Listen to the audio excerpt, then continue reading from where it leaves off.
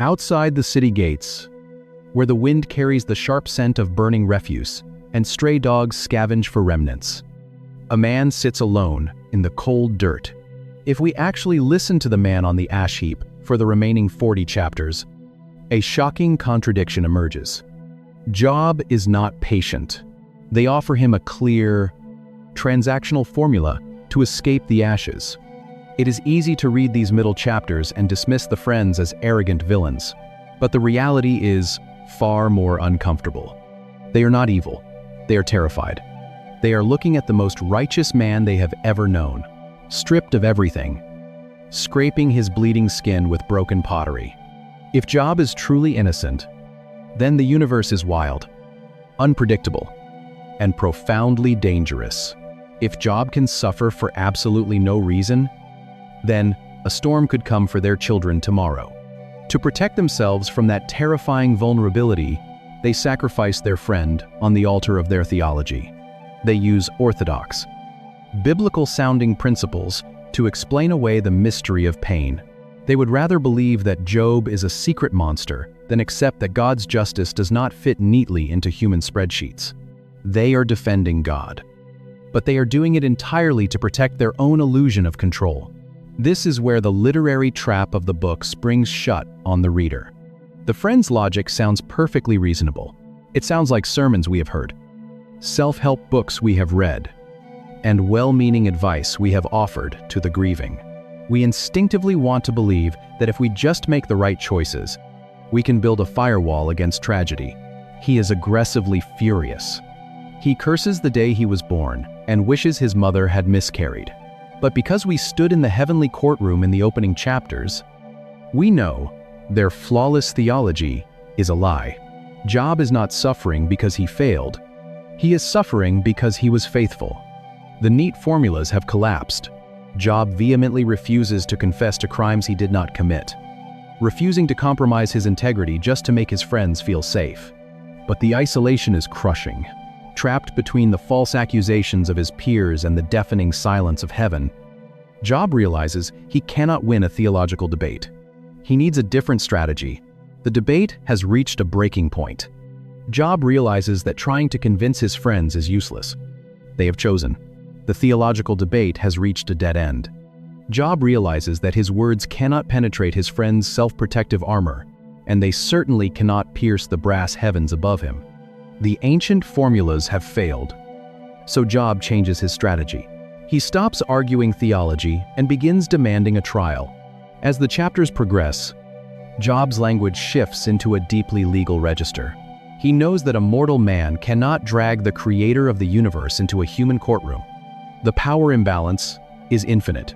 In chapter 9, he cries out for an umpire, a mediator who can step between them and lay his hand upon us both. He accuses God of acting like a reckless archer, using a broken man for target practice. In chapter 16, as his body wastes away, he looks at the silent sky and declares that he has a witness in heaven. But it is in chapter 19 that his legal desperation reaches its climax. Bleeding, exhausted, and completely isolated on the ash heap, Job utters one of the most famous declarations in the entire Bible: "For I know that my Redeemer lives, and at the last he will stand upon the earth." Most modern readers hear the English word Redeemer and immediately imagine a gentle New Testament concept, a Savior who forgives spiritual sins. The translation is accurate, but the original term carries an intense, muscular nuance that the English word often loses. The Hebrew word Job uses is Goel. In the ancient Near East, a Goel was a kinsman redeemer.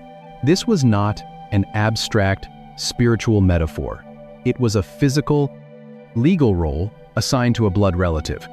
If a person was struck by tragedy, fell into crushing debt, and was forced to sell their family land or themselves into slavery, the Goel was the family member who stepped in to pay the price and buy them back. If a person was murdered, the Goel was the one bound by blood to track down the killer and demand justice. The Goel was a fierce protector, a champion for the vulnerable who had lost. He demands that the creator of the universe step out of heaven and face him in a human court of law. the ability to defend themselves. Later in biblical history, a man named Boaz would step into this exact role to rescue a destitute widow named Ruth. But Job has no earthly Goel. His children are buried under a collapsed house. His brothers and acquaintances have abandoned him. His friends have become his prosecutors. He is utterly alone in the dirt. So Job looks up at the sky and demands the impossible. He realizes he cannot win a legal battle against God. The judge is too vast. The power too overwhelming. Therefore, Job concludes that the only person powerful enough to defend him against God is God himself. He is demanding that the Almighty provide a cosmic mediator, a heavenly Goel, to step into the gap and protect him from the very circumstances he is enduring. It is a staggering, prophetic leap of faith. Job has staked his entire existence on a cosmic mediator who has not yet appeared. He trusts that this vindicator will one day stand upon the dust of the earth and declare his innocence. Job has spoken his final defense. The three older friends, Eliphaz, Bildad, and Zophar, finally fall silent, entirely exhausted by Job's stubborn refusal to confess to crimes he did not commit. The debate is over. But the silence does not last. And even more surprisingly, when God finally answers out of a violent whirlwind at the end of the book, while the older men were arguing, someone else was listening. A younger man has been watching from the margins, growing increasingly furious at both Job's defiance and the friend's failure to silence him. The three friends give up. But this new, arrogant voice steps out of the shadows to speak for God. The three older men sit in defeated silence. The air around the ash heap is heavy and stagnant, but the quiet is abruptly shattered by a new voice. A younger man named Elihu steps forward from the margins of the dump. He has been listening for days, and the Hebrew text tells us he is practically burning with anger. He is furious at Job for justifying himself rather than God. And he is equally enraged at the three friends for failing to win the argument. Elihu represents a new generation, bursting with the confidence of youth. He speaks with the absolute certainty of someone who has never actually suffered, someone who has only studied pain from a safe distance. For 6 long chapters, he delivers a passionate, breathless monologue. He introduces a slight variation to the rigid theology of the older men. Perhaps suffering is not always a strict punishment for a past crime. Perhaps it is preventative discipline, a warning from God to keep a person from future pride. It is a sophisticated argument. He never tells Job why the suffering happened. He does not reveal the conversation that took place in the heavenly throne room, but it fundamentally changes nothing for the man bleeding in the dirt. It is still a system that assumes human beings can perfectly decode the mechanics of divine justice. But as Elihu continues to speak, something strange begins to happen to the physical environment. He starts using the weather as a metaphor for the majesty and terror of God. He talks about lightning, thunder, and winter ice to prove his point. Listen carefully to the thunder of his voice. He commands Job. He loads the thick cloud with moisture. The clouds scatter his lightning. Elihu believes he is merely using poetic imagery to win a debate. He does not realize that the metaphor is becoming terrifyingly real. The air temperature drops. The sky above the ash heap begins to bruise black and purple. The wind picks up, pulling at their garments and swirling the gray dust of the dump into their eyes. Elihu's words start to compete with the sound of distant, rolling thunder. The storm he is using as a sermon illustration is actually forming directly over their heads. If the wager from the heavenly courtroom was ever going to break Job, it would be now. He is physically ruined, falsely accused by his peers, patronized by a younger man, and now trapped beneath a darkening sky. This is the ultimate failure of human wisdom. He offers no logical explanation for the pain, no behind-the-scenes justification that would make the tragedy easier to swallow. For 35 chapters, these men have analyzed, categorized, and defended God. They have reduced the creator of the universe to a predictable formula, a cosmic machine that dispenses blessings for good behavior and tragedy for bad. They have spoken about God extensively, but none of their passionate arguments, Flawless logic, or theological brilliance, has moved the needle of Job's suffering. Human wisdom, even at its most zealous, completely exhausts itself. It can diagnose, but it cannot heal. Elihu raises his voice over the rising wind. He is still trying to explain the majesty of God, still trying to wrap human logic around the divine. He looks at the sky and declares, God is clothed with awesome majesty, but he is pointing at a reality he cannot control. The storm is no longer a metaphor. The horizon vanishes behind a violent, spinning column of dark clouds. The theological debate is over because the subject of the debate has finally arrived. Elihu is cut off mid-sentence. The ash heap is suddenly hit by violent winds, and the long, agonizing silence of God ends. The whirlwind tears into the ash heap.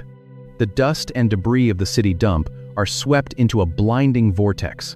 Yet, God fiercely defends this angry, grieving man, while sternly rebuking the polite, religious friends who tried to protect God's reputation, forcing the friends to the ground. Out of the heart of the storm, the voice of the Creator finally speaks. But it is not a gentle whisper of comfort, and it is not an apology. God's first words to Job are a thunderous challenge. Who is this that darkens counsel by words without knowledge? Dress for action like a man, I will question you, and you make it known to me. For 35 chapters, Job has been demanding a courtroom trial so he could interrogate God.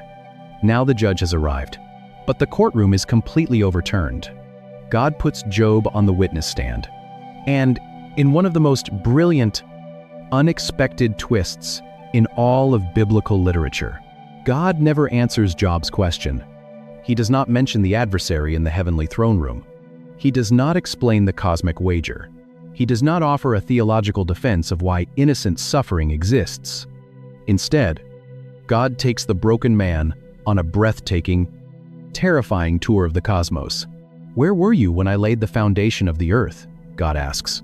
He points to the architecture of the universe, the boundaries of the oceans, and the storehouses of the snow.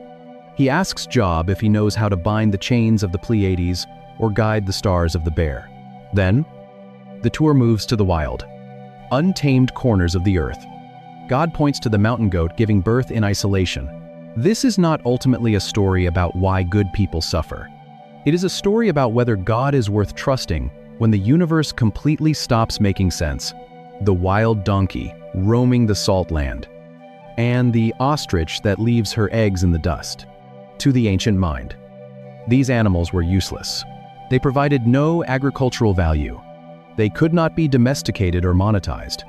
Yet God reveals that He cares for them deeply, sustaining a vast ecosystem that has absolutely nothing to do with human beings.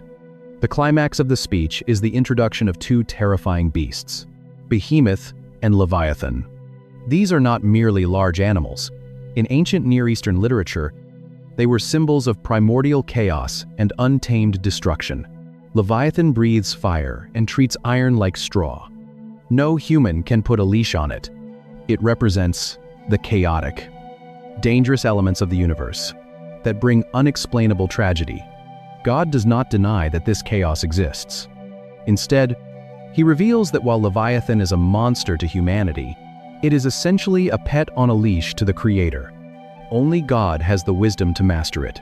The point of this breathtaking poetry is profound. The universe is not a neat, predictable spreadsheet of moral math. It is not a vending machine where good behavior buys a comfortable life. It is overwhelmingly complex, wild, beautiful, and deeply dangerous. God is running an infinitely vast cosmos, managing forces of chaos and order that are far beyond human comprehension. The theology of the Friends was not just incorrect, it was arrogant. The Book of Job dismantles our simplistic formulas about karma and divine fairness. It reveals a cosmic courtroom where a cynical adversary makes a terrifying accusation against humanity. They tried to reduce the wildness of God into a safe, controllable formula. God does not answer Job's why. He simply reveals who. He shows that His wisdom is vastly superior and fully capable of running the universe. Even when the universe appears terrifying to a man sitting in the dirt, The roaring voice ceases. The fierce winds begin to settle, and the dark clouds slowly break apart. The physical storm clears, leaving the ash heap exactly as it was. Job is still bleeding. He is still covered in sores. The tragic losses of his life have not been erased, and the central question of his pain remains technically unanswered. How will a broken, grieving man respond to this overwhelming display of divine authority? The wind dies down. The sharp smell of ozone fades, leaving only the familiar scent of the city dump. The terrifying presence in the whirlwind withdraws, and the heavy silence returns to the ash heap. All eyes turn to the man covered in sores. The lawsuit he filed against heaven has been answered, not with a verdict, but with a breathtaking display of divine sovereignty. Now, he must speak. Job places his hand over his mouth. When he finally breaks the silence, his tone is completely transformed. He is completely unrecognizable. Once the wealthiest and most respected magistrate in the East, he now lives in the ancient equivalent of a city dump. The adversary claims that human beings do not actually love God. They only love the blessings, the protection, and the prosperity that God provides. He looks at the retreating storm and says, "I have uttered what I did not understand, things too wonderful for me, which I did not know." Then he speaks a phrase that has been widely misunderstood. "Therefore, I despise myself and repent in dust and ashes." For centuries, readers have assumed that Job is finally confessing to the secret sins his friends accused him of.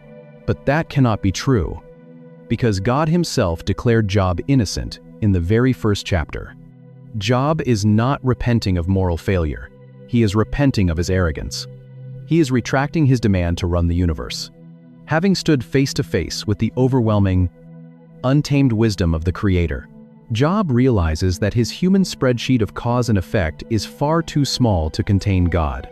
He drops the lawsuit. At this precise moment, the cosmic wager is settled. The accuser claimed that Job only served God for the rewards. But here, sitting in the ruins of his life, still bleeding, still impoverished, and still mourning the loss of his children, Job submits to God. He has not received a single blessing back. He has not received an explanation for his pain. Yet, he trusts the Creator anyway. The accuser has lost. A human being will trust God for nothing. But the story takes one final, a shocking turn. It is an accusation that challenges the very foundation of worship. The wager is devastatingly simple. Human faith is nothing more than a profitable transaction. God turns his attention away from Job and addresses Eliphaz, the eldest of the three friends. The words that fall from heaven shatter the illusion of their flawless theology. God says, "My anger burns against you, and against your two friends, for you have not spoken of me what is right, as my servant Job has." It is the most stunning reversal in the entire book. The friends were polite, orthodox, and fiercely defensive of God's reputation. Job was furious, aggressive, and bordering on blasphemy. Yet God condemns the polite theology and vindicates the angry sufferer. Why? Because the friends spoke about God. They reduced the Almighty to a predictable formula to make themselves feel safe. They lied about the reality of human suffering to protect their religious system. But Job spoke to God, even in his darkest rage. Job never stopped wrestling with heaven. He brought his unfiltered agony directly to the judge. God preferred Job's messy, bleeding honesty over the friends' neat, religious lies. The friends are terrified. God commands them to offer a massive sacrifice, 7 bulls and 7 rams, to atone for their foolishness. But the sacrifice alone is not enough. Remove the protective hedge. Take away the wealth, the family, and the physical health. And the adversary argues that Job will instantly curse God to his face. God gives them a specific, humiliating instruction.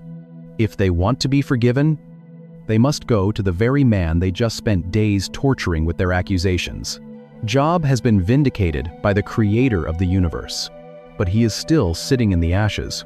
The tragedy has not been reversed, and his body is still broken. The restoration does not happen instantly. It requires one last act of agonizing grace. Eliphaz, Bildad, and Zophar gather their livestock and make the slow, humiliating walk toward the edge of the city dump. The men who spent days accusing Job of secret evil must now ask him to be their priest. God tells them, "My servant Job shall pray for you, for I will accept his prayer." Think about what is being asked of the man in the dirt. He has just encountered the living God in a terrifying whirlwind, but his body is still aching. His children are still gone. His wealth is still ashes. Now, he must forgive the very people who weaponized theology against him when he was at his most vulnerable. He extends his scarred hands. He prays for his friends. And the text says, "And the Lord restored the fortunes of Job." The ash heap is where that terrifying wager will be tested. It is the physical setting of total ruin, a place of profound isolation, decay, and loss. When he had prayed for his friends, step back and look at the vast architecture of what has just happened.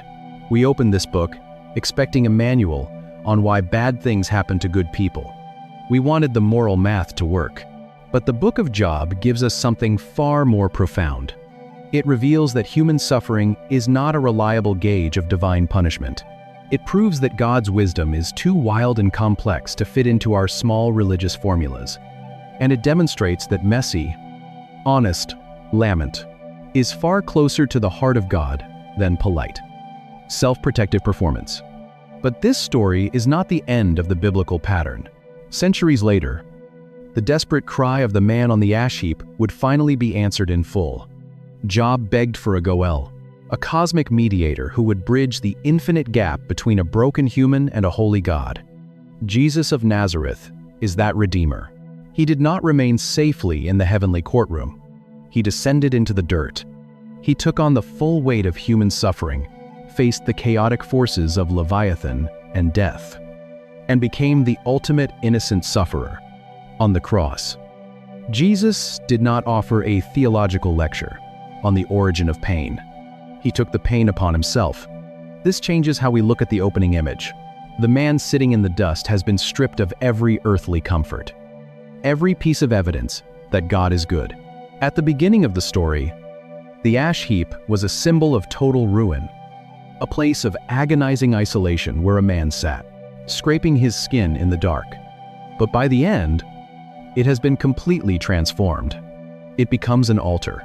It becomes the exact place where grace is extended to the broken, where the cynical wager of the accuser is defeated, and where God is found in the storm. This is not ultimately a story about why good people suffer. It is a story about whether God is worth trusting. When the universe completely stops making sense, when you are sitting in the wreckage of your own life, when the diagnosis comes, when the silence of heaven stretches on, and when the religious formulas fail you, you are not abandoned. We are not promised a neat explanation for all our pain, but we are promised something better. We are promised the presence of the Redeemer, who steps into the fire with us. The ashes are not the end of your story. They are simply the place where the mediator arrives. If this journey helped you see the Book of Job with new eyes, please subscribe and share this study with someone who might be sitting in the ashes right now. Thank you for watching, and we will see you in the next passage, and every logical reason to keep believing. He has lost the ability to understand his own life. We remember him as the ultimate model of silent endurance, but the truth is far more dangerous.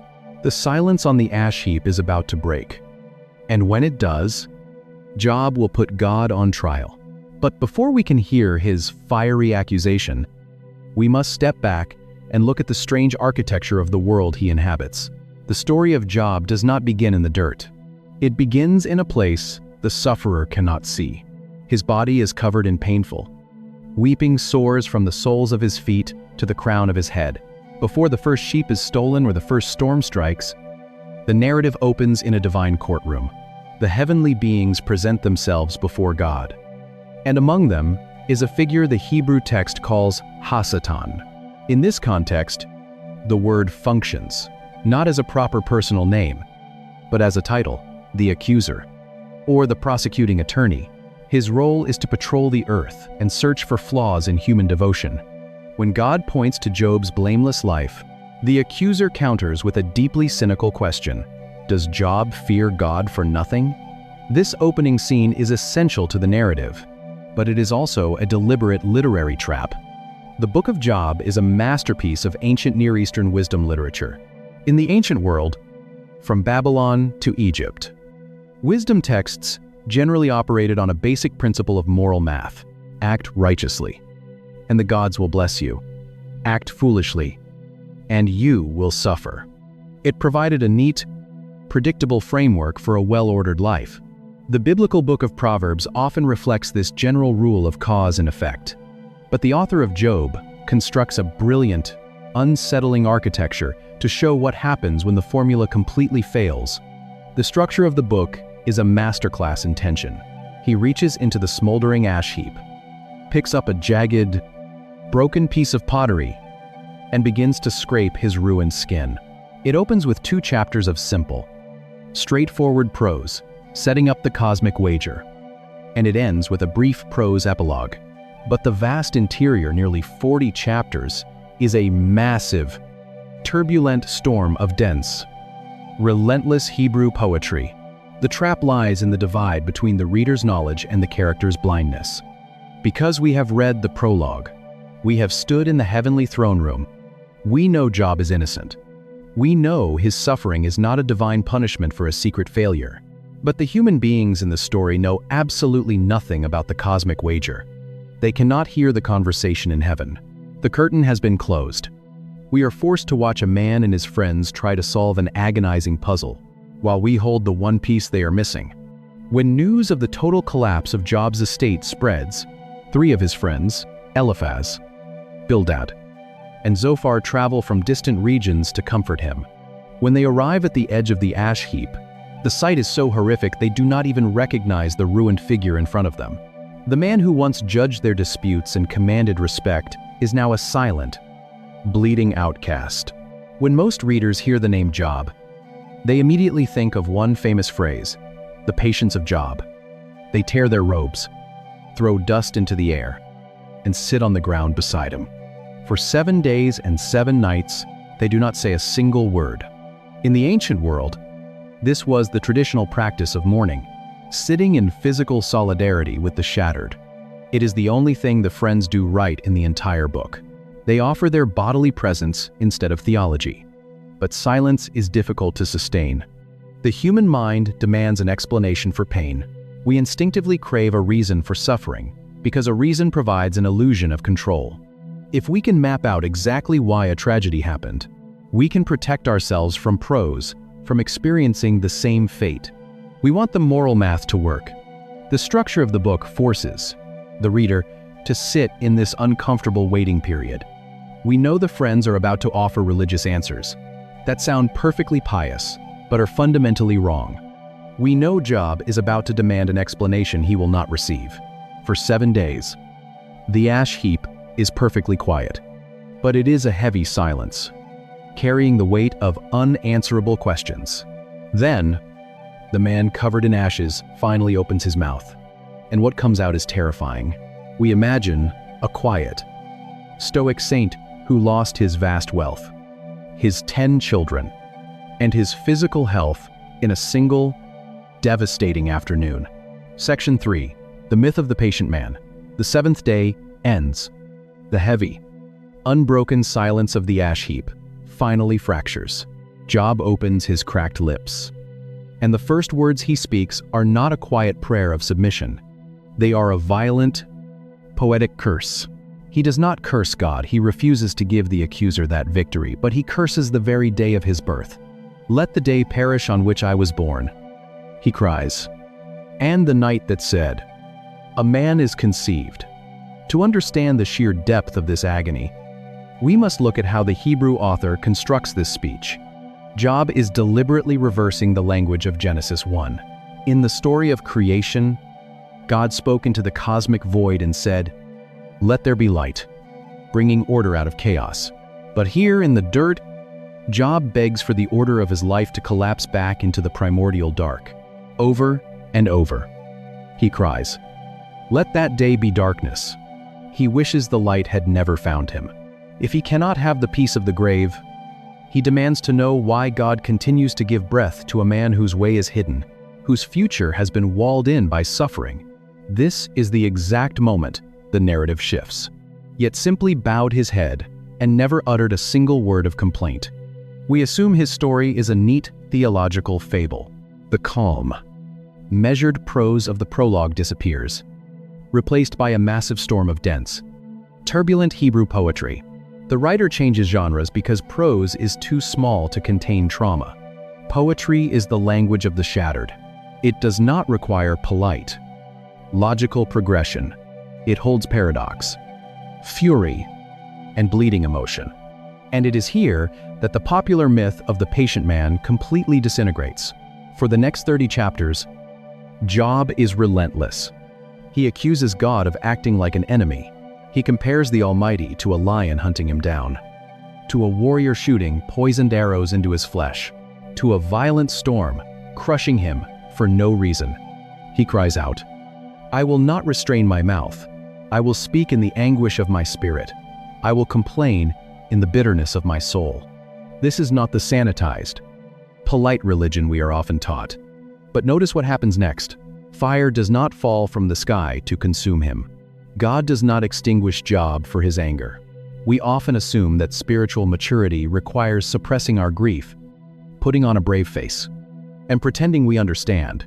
A comforting manual, carefully designed to answer the oldest and most painful human question: why do bad things happen to good people? We mistake emotional numbness for faith. But the book of Job reveals a profound alternative. Job's furious demands are an act of aggressive faith. He is shouting at heaven because he still firmly believes heaven is occupied. He believes God is just, and therefore, the injustice he is experiencing must be brought before the judge, bringing unfiltered agony directly to God is not a sin in the biblical worldview. It is the definition of lament. God does not condemn Job for this raw honesty. The creator of the universe is not threatened by the anger of a broken heart, but human beings are. Job has spoken, and his terrifying words hang in the air. The three friends, who successfully sat in solidarity for a week, are deeply disturbed. They have listened to their friend unmake his own existence. They cannot tolerate the theological tension of an innocent man's suffering, because if Job is innocent, then their world is not safe. His friends cannot handle the tension of unexplained pain. So they build a theological defense. The ash heap has become a battlefield. Job's raw lament has shattered the quiet solidarity of his companions. The problem is not that the story is unfamiliar. The problem is that we usually stop reading after the second chapter. Eliphaz the Temanite, likely the eldest and most respected of the three, cannot let Job's terrifying outburst stand. He clears his throat and begins to speak. At first, his words are gentle, but they quickly form the iron bars of a theological cage. The argument presented by Eliphaz, and soon echoed by Bildad and Zophar, is built on a single, unyielding premise: God is entirely just. Therefore, the universe operates on a strict, predictable system of moral cause and effect. Good people prosper, bad people suffer.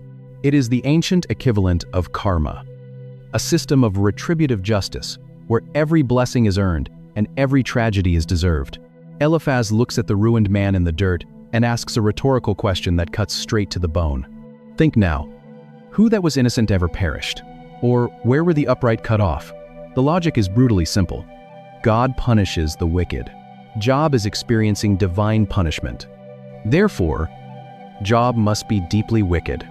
As the long debate cycles through the chapters, the polite concern of the friends curdles into aggressive, breathless accusation. Bildad cruelly suggests that Job's 10 children were crushed in the storm because they deserved it. Zophar tells Job that God is actually punishing him far less than his secret guilt demands. They insist that he confess, repent, and get his wealth back.